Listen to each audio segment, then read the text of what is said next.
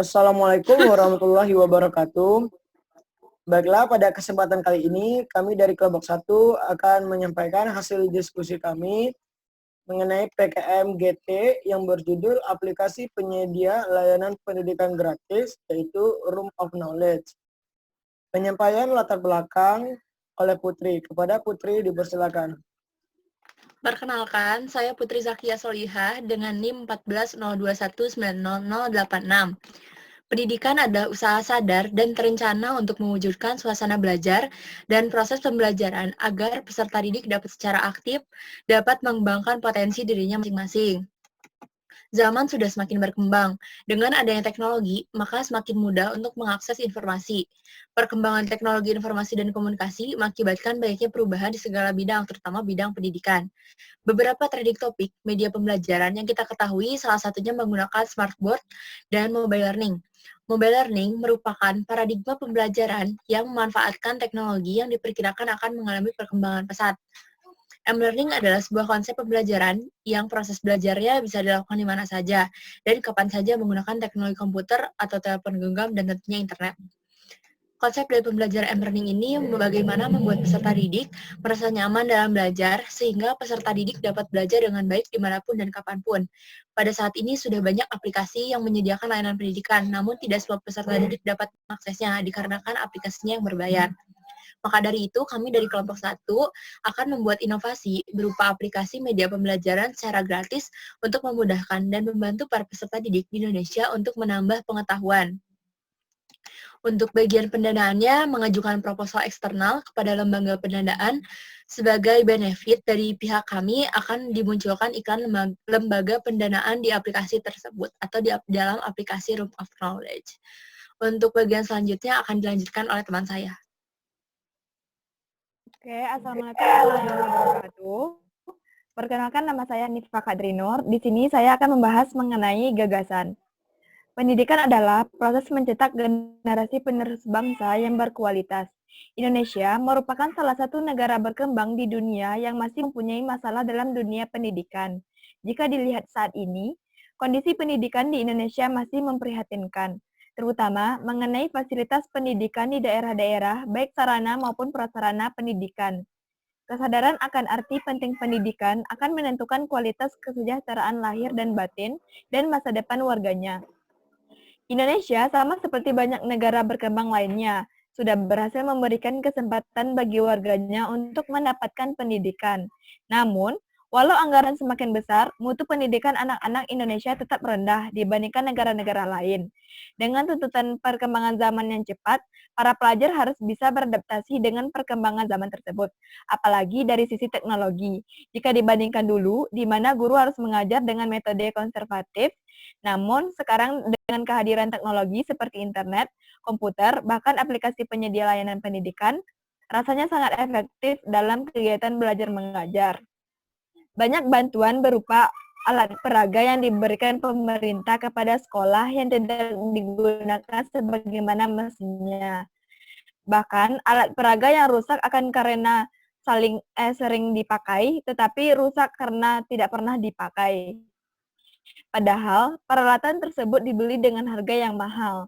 Bahkan nilainya sampai yang penting adalah bagaimana tenaga pendidikan difungsikan, bagaimana prasarana dan sarana pendidikan digunakan, bagaimana pendidikan diselenggarakan, masalah efisiensi dalam memfungsikan tenaga jika penggunaannya tepat sasaran, maka dapat dikatakan efisiensinya tinggi.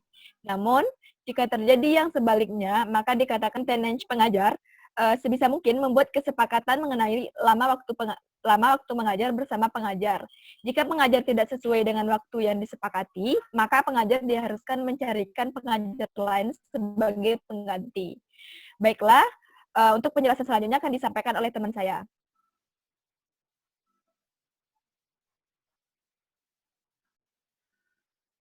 Assalamualaikum warahmatullahi wabarakatuh. Nama saya Alfrina. Di sini saya akan menjelaskan solusi yang pernah ditawarkan dan solusi alternatif. Solusi yang pernah ditawarkan, aplikasi online dibutuhkan oleh pelajar di Indonesia, namun tidak semua pelajar dapat mengakses aplikasi tersebut karena berbayar.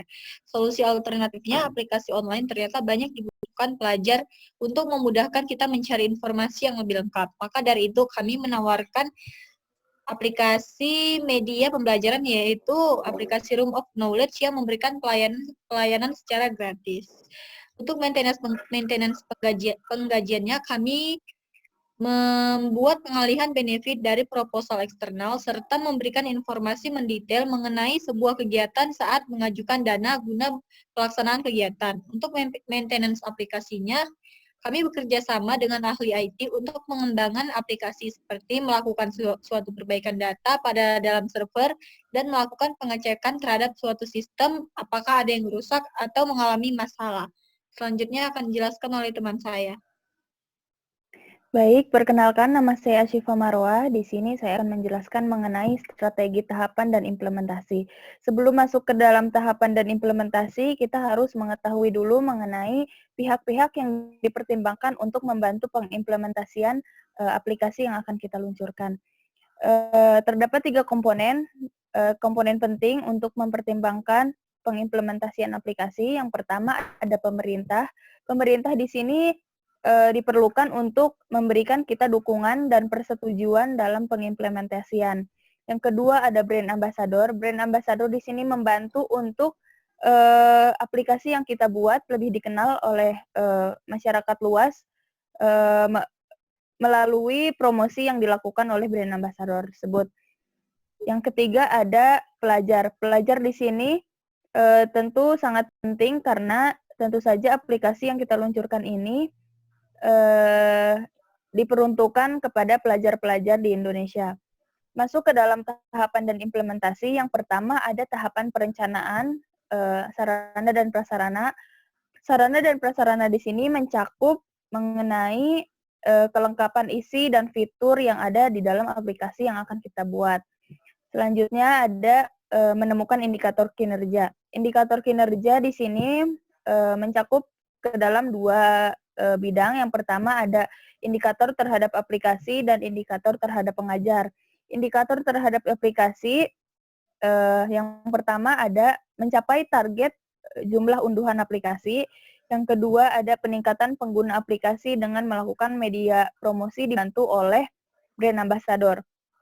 Selanjutnya ada tahapan pengajar. Tahapan pengajar di sini juga ada 2. Yang pertama, pengajar diharuskan untuk terampil dan kompeten terhadap konten atau bidang yang akan diajarkan di dalam aplikasi kami. Selanjutnya ada pengajar diharuskan juga berwawasan kependidikan yang memadai di dalam bidang yang mereka tekuni. Yang kedua ada tahapan pelaksanaan Room of Knowledge. Tahapan pelaksanaan Room of Knowledge ini baru akan kita dapatkan ketika nanti aplikasi sudah diluncurkan kepada pelajar-pelajar. Selanjutnya ada tahapan pengamatan. Tahapan pengamatan di sini kita bisa melakukan survei kepuasan terhadap aplikasi kepada pelajar-pelajar yang menggunakan aplikasi kita, bisa dengan melalui kuesioner dan pilihan yang lainnya. Seperti itu. Selanjutnya akan disampaikan oleh rekan saya.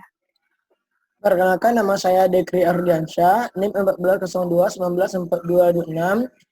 Di sini saya akan menyampaikan mengenai kesimpulan, yaitu ada gagasan yang diajukan. Jadi kami akan mengajukan aplikasi yang diberi nama Room of Knowledge. Room of Knowledge adalah aplikasi layanan pendidikan yang dapat diakses secara gratis oleh seluruh pelajar di Indonesia tanpa batasan ruang dan waktu. Selain itu juga membantu orang tua, pelajar, dan guru untuk lebih efektif dan efisien dalam menjalankan aktivitas mereka. Kemudian adapun prediksi hasil. Yang pertama, mempermudah pelajar agar menuntut ilmu lebih efektif dan efisien. Yang kedua, meningkatkan mutu pendidikan di Indonesia sekaligus menghemat biaya juga karena aplikasi ini berbasis gratis. Dan kemudian membuka lapangan kerja baru bagi guru-guru yang ingin berkontribusi di dalam aplikasi ini. Mungkin hanya itu penyampaian mengenai PKMGT. Semoga video ini dapat menambah informasi lebih kepada teman-teman mengenai aplikasi Room of Knowledge. Wassalamualaikum warahmatullahi wabarakatuh.